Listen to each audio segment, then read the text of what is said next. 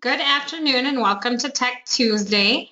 Today I'm going to go over some tricks that you can use for searching and then just some general information about map searches and the other different kinds of searches that you can do within the North Star MLS system. So I'm going to start off in the search button and I'm just going to go to single family in general and just show you a couple different ways that you can add fields to customize your search to what your clients are looking for. So I'm going to just scroll down to the bottom of the page. And under additional fields, when you first come into the system, if you haven't added any fields, it's just going to say add here. But since I have some fields added, it's going to say add remove. And what I would recommend is just printing out the listing input sheets for each of the property classes and just kind of familiarizing yourself with the different field options that you have in the system. Just as an example, before I go into the area where we can add additional fields, I've added the field outbuildings to here. And if I go under outbuildings, I can find a bunch of different types of outbuildings, and under here we also have gazebo, guest house, bunkhouse, and boathouse. So if you're looking for something like that, you can find that under outbuildings in single family. Just some other fields that I have in this system. I put some of the waterfront fields into my general search as well, just because it doesn't, they'll stay in there once you add them. And so if I do a search under general and then I decide that I need to add some waterfront information, I can do that using additional fields down here. So I have waterfront view, and I also have golf course under here. And then there's just some other information as well. And then I'm going to scroll up just a little bit. And the field exterior, that's where you're going to find log home and log siding. So along with the other different types of exterior. Okay, so I'm going to go through and show you how to add additional fields if you want to add it to your search. Once you add something, until you remove it, it will stay as part of your search, so you don't have to constantly be adding things in the system. And so I'm just going to click on the Add Remove button. And then I have a keyword search down here where I can just type the words that I'm looking for. So if I type the word water, it's going to bring up everything with the word water in it. And then if I click on it and then click the word add, or if I double click on it, it's going to move over to the other side. If you already have the field under your additional fields, or if it's part of the search page already, it's going to give you a little message saying that it's already on there, and then you can either search in this box or you can look at the fields that are already part of the search. So added water down at the bottom, and if I want to move this up, I have the move up and the move down buttons right here. I'll just click that a couple times. Your screen is going to flash, but once you stop clicking, it'll show you the position that it's in, and then you just have to keep clicking it until you have it in the spot that you want. And then just to show you, if you have a field that you don't want on there anymore, you can check that field and then click the remove button. And then to get back to your search, I'm just going to click the back button on the bottom. And then I can scroll down to under additional fields, and I can find the field that I've added to the system. So I just have to scroll through here and find water right here. Okay. All right, I'm going to scroll back up to the top. And I'm also going to show you how to do a keyword search in the system. So if you have somebody that's looking for something that's pretty specialized, if they are looking for an airplane hangar or something like that, you can do a keyword search of the agent remarks or the public remarks to try to find that. So if I just do an asterisk and then hanger asterisk, anything with the word hanger in the public remarks is going to come up. So it looks like it's taking a little while for the account to to match up. But I'm just going to click active here so we don't get too many listings. And we have 47 matches that include the word hangar. Now that doesn't mean there's an airplane hangar on that property, but it kind of narrows it down a little bit for me to look at the results and see. So I'm going to click that results button. And then you'll notice that the public remarks are not on the page for me, but I can add them. So what I'm going to do is I'm just going to get this little crosshairs button here, and then I'm going to single click on it, and I'm going to say insert column, and I'm going to search for the word remarks, add the public remarks.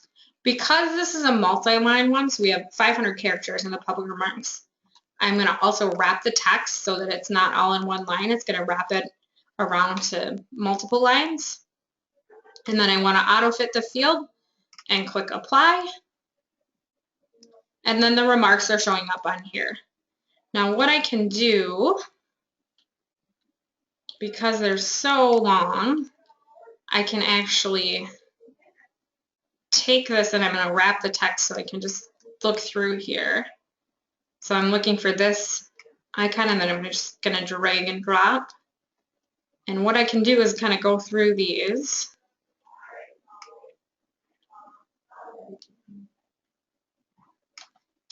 And looks like this one has a hanger, so I'm just clicking on it to select the ones that have airplane hangers on them. So that's kind of how you have to go through.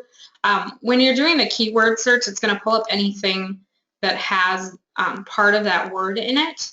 So oftentimes you're going to get things that don't necessarily apply, but that just gives you a little easier option. The other thing that you can do, I just added a field to the single line grid. All you have to do if you want to save this is go under here and you need to save a copy of your single line grid. So I would name it something different to note that I'm including the public remarks. And then it's going to show up under my custom displays up at the top. But the other thing that I can do is I can pick the thumbnail display, and then it's going to show me a picture of the property. So oftentimes if it's a key feature of the property, you'll see in the photo the thing that I'm looking for. Otherwise, I can just click on the main photo and I can quickly click through them.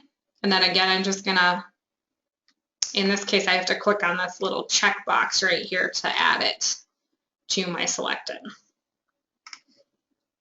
Okay, so say I'm looking at something and I get 50 results and I really want to narrow it down a little bit more using another piece of criteria. All you have to do if you're on the results screen is click back to criteria, and then I can add any additional criteria I have. And then I can either click to my map or I can click back to results. All right, so I'm going to actually go through and we're going to do a waterfront search really quickly as well. So I'm going to leave this search screen and we're going to go to single family and then to waterfront. And I'm going to show you just a couple of the waterfront fields. So we're going to kind of scroll down until we get to the waterfront fields. Now another trick that you can use is if you're looking for a certain lake or waterfront name, since we have so many in Minnesota, what they've done is they've actually linked everything to the county. So if I go into the county field and I type in Crow Wing and then put a comment, I'm going to do Cass as well.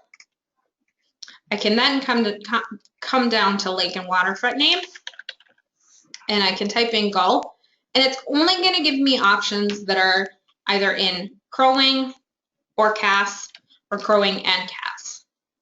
So then I can select Gull Lake out of there. Okay. We also have some other search fields here. You do want to be careful when you're using search fields.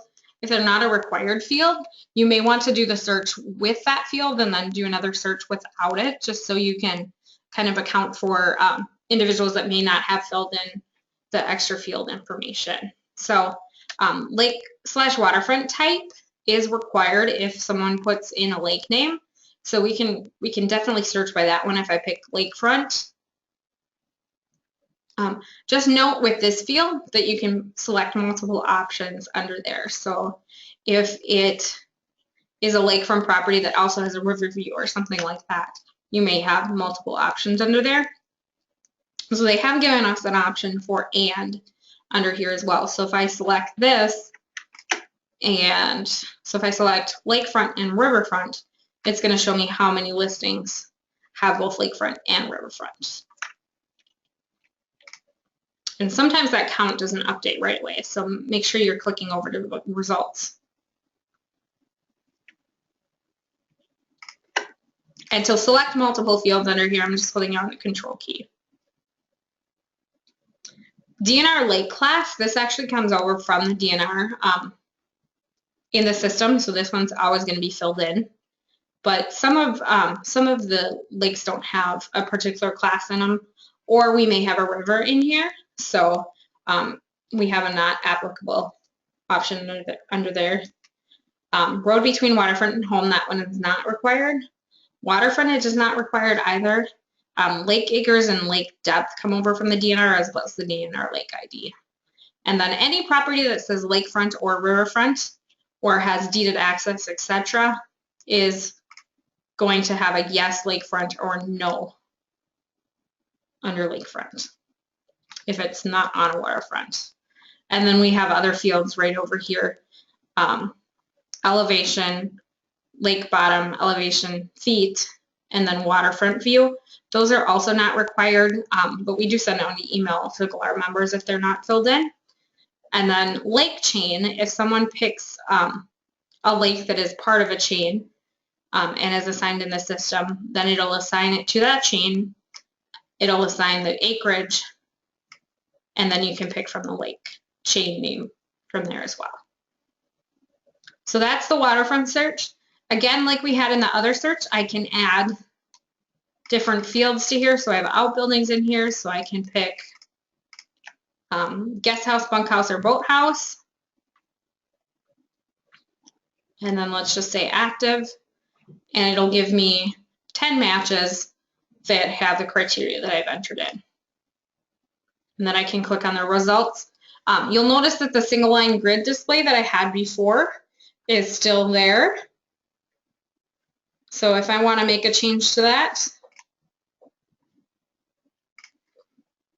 I can say remove a column, and then I'm back to my my regular single line grid display. Okay, so the next thing I'm going to show you is a address search. So I'm going to go under single family, and I'm going to go to address. And this is great if you have, say you're on floor duty and you have someone that's giving you multiple addresses. I can then go into the system and I can add multiple addresses under the address search. Again, like we had in the other searches, I have additional fields that I can enter into here as well. If I have a particular field that I want to search by, I can keep it down here to use that. All right, so what I'm going to do is just type in something simple like 123 main. And again, I'm using the asterisks to do a wildcard search. And it says that I have 4 matches in the system. If I pick active, I have 0.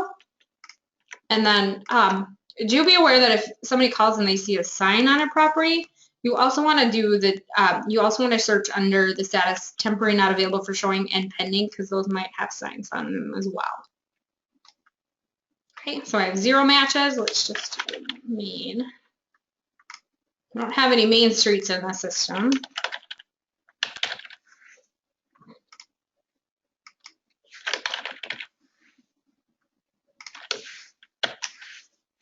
Let's see here. I'm kind of striking out with this address. There we go.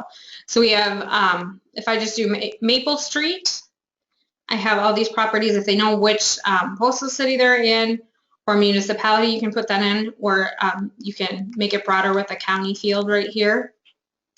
And then if they have another address to give you, you can always put that address in. So if you have a house number or a street address, I can just click more.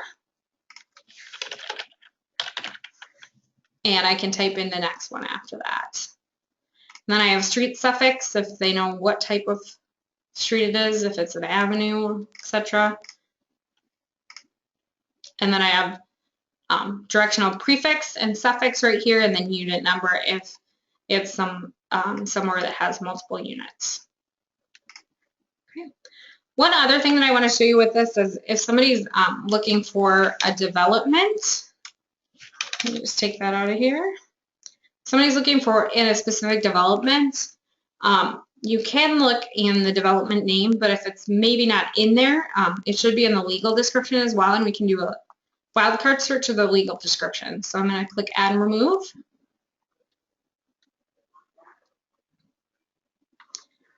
And then I'm going to add the field legal description.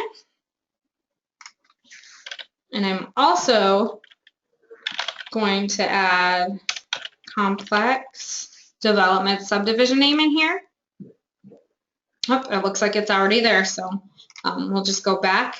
And again, I'm going to do a wildcard search of this. Let's just do Shore.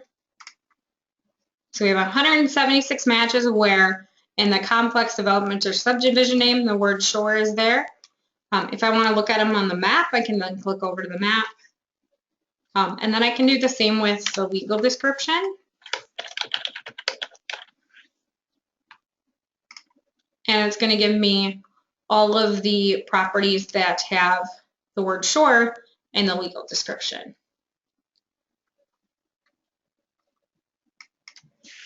Okay, so that's the address search. And then the last thing that I want to show you is just some different things that you can do with the map search. So I'm actually going to pop back over to our general search. So I'm going to go to single family in general.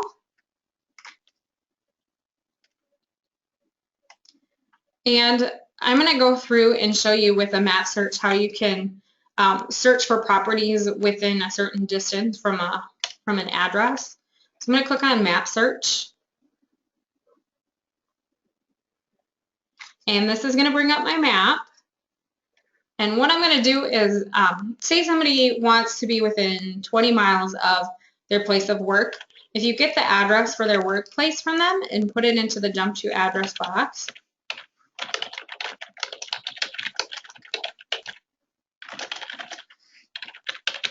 the more complete you can be with the address, the more accurate it's going to be at finding the location.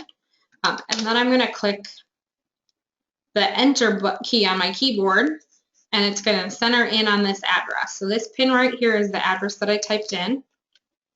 I'm going to zoom out just a little bit here. And each time I zoom out, it's going to show me how many listings fit my criteria. So if I wanted to, I could put my criteria in first, and then I can go to the map, or I can go to the map, put my criteria in, and perhaps go back to the map if I want to. You can click between these tabs as many times as you want to. So the next thing that I'm going to do to get within a certain number of miles of this pin is I'm going to grab my radius icon. So I'm going to click on that. And then I'm going to go to the pin and click on the page and let go and then drag out. And I'm just using the ball on my mouse to zoom a little bit here.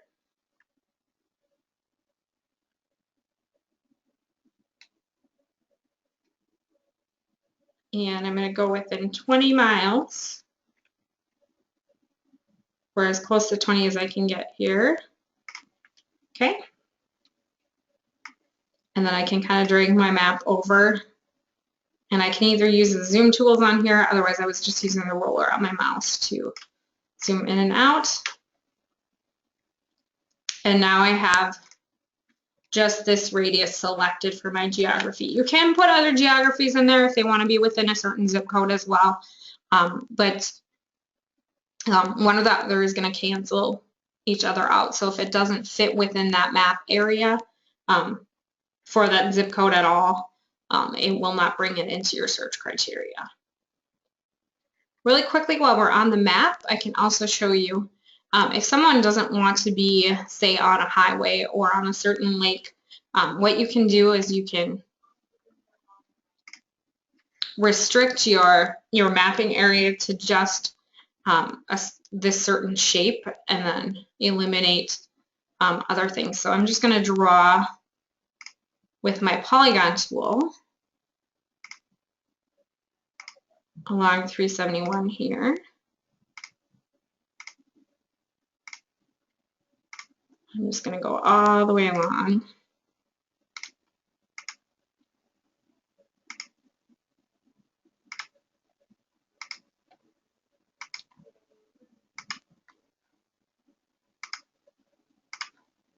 And I'll show you in just a second.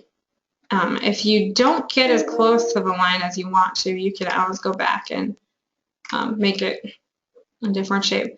So I'm going to just hover over this red dot right here. Let's see if I can click on it. Hover over that red dot, and then I'm going to say exclude this shape. And it's going to exclude the area that I've highlighted right here, but it's going to include everything else within this circle. And then all I have to do if I want to move that shape is I just have to click on the line, and I can make it a little skinnier here. And then when you're done, you can just click outside of the shape and it'll update it for you. Now, like I said, you can always go back to criteria, and it's going to have your map area selected, saved, and then you can put in the rest of your criteria.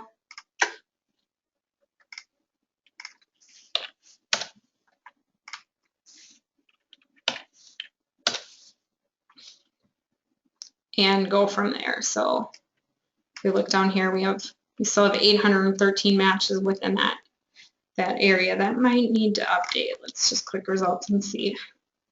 Yep, 813 matches. Okay. And then the last thing I just want to mention is all of these question marks within the system are very helpful. So it'll help you determine what you can do to search within these areas. So if I click on status, it's going to tell me all the different things I can do under status. So holding my control key down on my keyboard to select multiple or to unselect things. If I go to zip code, there's lots of different things I can do with zip codes. I can actually exclude zip codes by putting an exclamation point in front of them. So do use that as a resource as well. All right, any questions? Go ahead if you have a question. You can type it into the question box on the bottom of the page.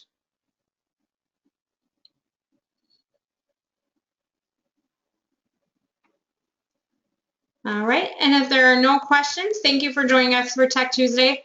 We do put all of our Tech Tuesday webinars, for the most part, we'll put them on YouTube unless there's on a certain subject where we don't want to post them out to the public, but they are also on the members area of our website as well. So feel free to click on that to take a look.